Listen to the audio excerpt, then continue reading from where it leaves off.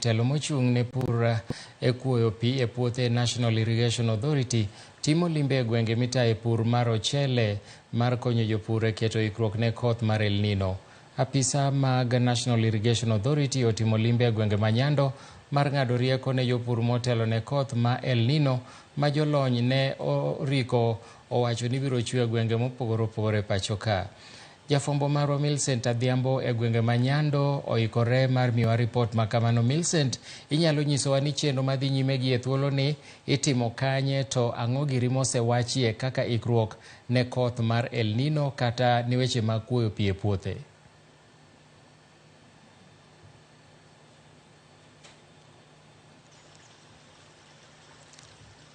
Millicent Adhiambo, kinyalo winjowa, inyalo nyisowa ni to ikruok irrigation scheme kuma bende nitiere limbe ma bende board mochung' ne KOP mano National Irrigation Authority dhi nyime kod limo jopur mawuok e schemes mopogore opogore e alwora ma Kisumu kaendi e ng'iyo ka bende giseketo ikruok makare koting'o kod koth mar El Nino ma bende nokor kod duol mochung' ne koro futo mar kor lwasi ma bende noyango ni ndalo mabiro nyime kaendi kod El Nino biro burore pacho kaendi. Ma emomiyo wang'eyo ni to kaka jopur ochele nikech koth mang'eny ahinya bende kata obedo ni koth ochele tiyo gi koth bende ok ber kod kodhi makamano. Kotenore kod agenda mar jatend piny William Ruto mar bottom up man bende nowacho ni odwa neno ni obugo pur mar ochele mondo mi obed kaka achiel kuom gigo makonyo e nyayo chiemo pacho kaendi. Ikruok mane ma jopur gi oseketo to ikruok mane ma bende jotelo kata board mawuok e board mar National Irrigation Authority oseketo kata konyo gi e timo mondo gine ni gitimo ikruok makare mondo mi ka El Nino ochopo to kik gibed kod midhiero ma bende nyalo miyo ok gika cham kata koth kata ochele e yo mowinjore. Ka kamano to machiegni abiro chako godi mondo ginyiswa mano kod midhiero bende gikadhe ma gigombo ni ka piny owacho timonegi to ginyalo bedo kod keyo maber mar ochele machiegni. Abiro chako kodi nyisa nyinge mondo inyisa ni to kaka japur ochele mawuok Cairo kaendi bende useketo ikruok makare koting'o kod koth El Nino mabiro. Kopogore gi mano bende i pur ochele ni gin midhiero mag bende ukale mugombo ni ka sirikal odonjore to nyalo miyo pur ochele bed maber alwora ma Nyanza kaendi.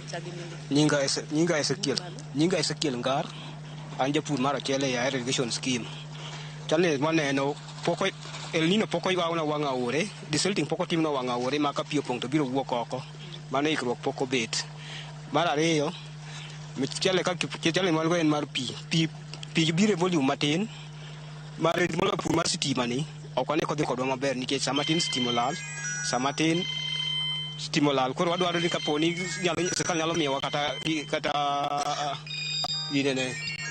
gravity mondo ketnwa mondo kaka konyo josiso cha ma en pi mana stop mok chungi.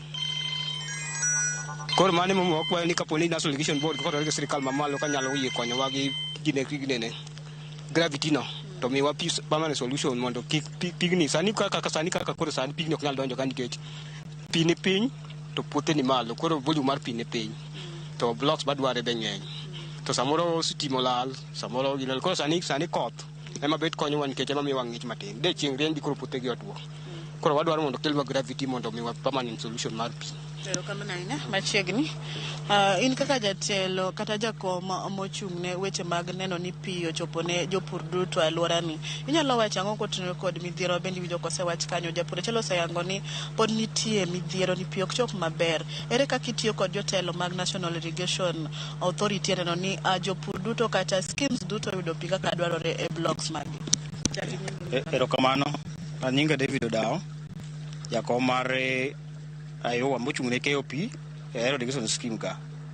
Chero mokwongo timo mokwongo mondo ne pi tundo jopur malong'o en ni waloso gi jopur wan gi structure maro ma joma yiero miluongo ni feeder leaders kod offtake leaders. Feeder leader mochung' ne KOP e block, feeder offtake mochung' ne block mzima. So wangiso mondo gitude gi jotelo mag group kod jopur ni mtaro ma pi luwo nyaka bed koler seche duto te. Nikech koyugno to mtaro koyugno to pi ok nyal twenyo lum kata ok en thuol manyalo kalo lum koro nyaka bete maler mondo at least pi oringi maber. Kasto bende wadiscourage mondo giwe puro wang' bands go nikech sama gipuro bando gidiyo kama pi ringi sama osediye mathindo koro volume mar pi ok nyal tundo tung' kumidware kocha. Shida maduong' ma wayudo sana en ka sana kandal ma koth chwe to ka pi pong tengino ma pampo ka ok nyal go pi nikech kuoyo ni piny kacha mang'eny koro kodo ywa kuoyo to ketho ga pump shaft ma piny ka so ka pi odal ma pi kopong to sana stima lal kaka karo kawuono stima lal gimoro saa 1:30 koko edugo saa 5 sani koro mondo pi go pi from pump matundu konde emono ka japuro ywak ne volume mantie sani ten kech koko pi wiye chopo gi sani but waseturiga gi ere manager Mr. Ken Ouma mondo tude gi manager mar jo Kenya Pump at least ko ngado ga pita listo bene sabo ngado ga mach mar stima to wala ta chomo dwangi ko inform jopur mondo kik gi minimize ga ngado stima ga sana godiechieng kech pi watho ji tigi pi mang'eny godiechieng. Oro sani El Nino biro ni krok mane kaka jakom mar ning'eyo ni pi oke maber moseketi mineno to kanye marem nitiere minyalo jiwo mondo mi olosi.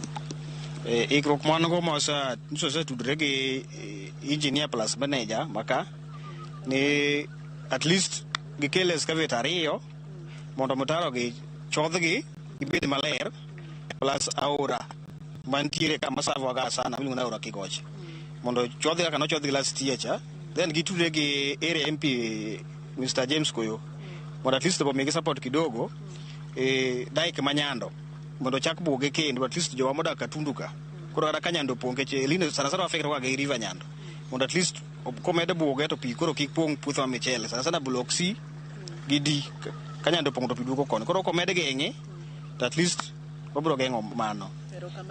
Kamano. Machiegni wan gi agenda jatend piny kaka nyocha obiro kae nowacho ni odwaro bugo pur mar ochele mondo mi kelo ochele maya oko olor kabisa.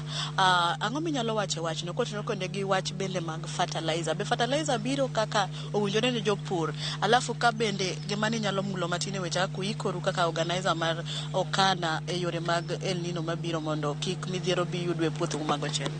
Yes, erokamano Millicent. Ani lungane Steve Tuju ani machungne expansion mokana under irrigation scheme e bo manager bwana Ken.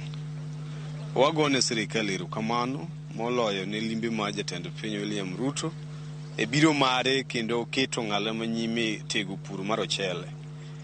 Ka diponi nyalo kete tim moko bedo wacha to wanyalo wacho ni en paro maber nikech kaka wan jo ahero mchende ahero osebedi ka ji ng'iyo mopogore kendo iyudo ka jowa temo hero mchende moa oko to sama wasechako ni wadwa hero gigewa ma wapuro ka japur nyaka bi benefit nyaka bi oyud yo ma onyalo yudo go yuto maber moyo kaka sani iyudo ka samoro mchele ya Pakistan samoro Tanzania to kwa nyalo serikal nyalo keto bidii ni jopur mag michele magi empowerment kik mchele wugo kapani mano idea maber kendo warwako statement mar president wadwa no kete tim en kao pesa mang'eny kitanda irrigation authority kao pesa mang'eny kendo under agriculture Kenya mangima mondo michele mag jopur weather mar michele mar oduma pur mora otingi malo tinyalo tim gi mana ko ket pesa moromo ne migepegi mondo mi challenges ma jopur kale obed ni onge kata wa minimize the challenges mondo mi wayud better production manyalo miyo wajitegemea kaka piny Kenya ni michele ma wan go nyalo sustainwa. Mar ariyo issue mar preparedness mar weche mag El Nino wach sechiwo request to office of the manager bwana Ken motelo ne irrigation ma ero. The challenge is only money kata funds manyalo miyo gigo chop kar nikech our request no keto in place kaluwore gi rivers mang'eny seche ma koth ochwe mang'eny to yiech kendo ketho mchendewa. Ung'e ni mchele tiyo gi pito mchele ok en nduma ok odwa pima constant odwaro pima donjo to wuok pima donjo to to ok odwa flooding affect nikech once ni El Nino biro ma pio imo michele mane kako kethore once no kethore oko chako bed maber kendo. That's why wadwaro ni mondo mi pi kata ka koth ochwe koth en mar Nyasaye to wabede gi ikruok dwaro pesa kaka sewacho nwasitiro request and the problem is pesa ok nitiyo kosebedo ready momiyo nitie kata ng'okne mar keto gige tim nang'o pesa ma pod onge machiegni but manager is aware gi challenges ma wantiego kendo gik mwa keto in place manyalo keto nwara geng'e gik manyalo kelo nwa chandruok bende en tiego. Koro we request as farmers kendo as leaders of Okana expansion ni mondo serikal okaw pesa oket ne irrigation authority mondo wang'i kaka wanyalo keto wageng'o hinyruok minyalo kel kod koth maduong'. Ung'e ni koth kaduong' to in the next 2 weeks ubro neno wa TV kwa ywak sufuria inaenda, kila kitu inaenda.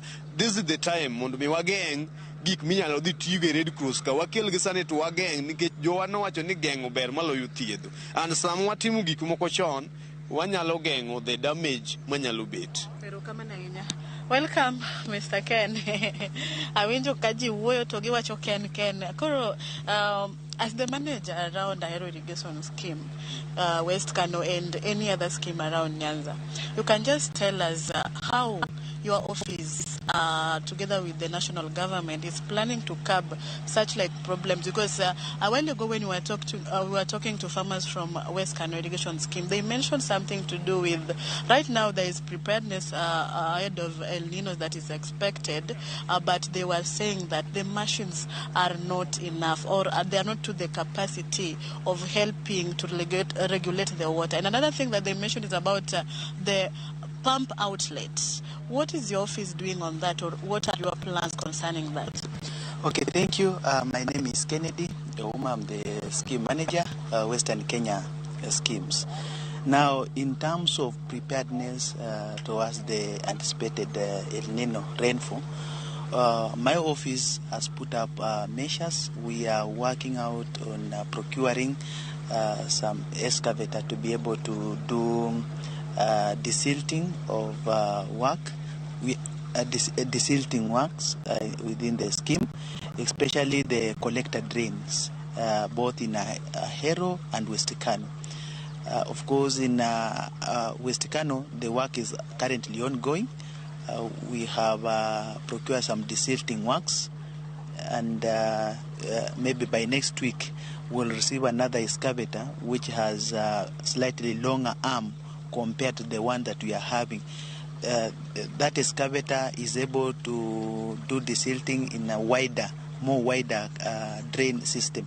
Like in West Kano, we have the collector drain is very wide, close to about 40 meter wide, and almost 20 meter wide. And the normal excavator with the normal arm cannot be able to do. So we have already gotten a excavator with a longer arm, and I think by next week we'll resume that work.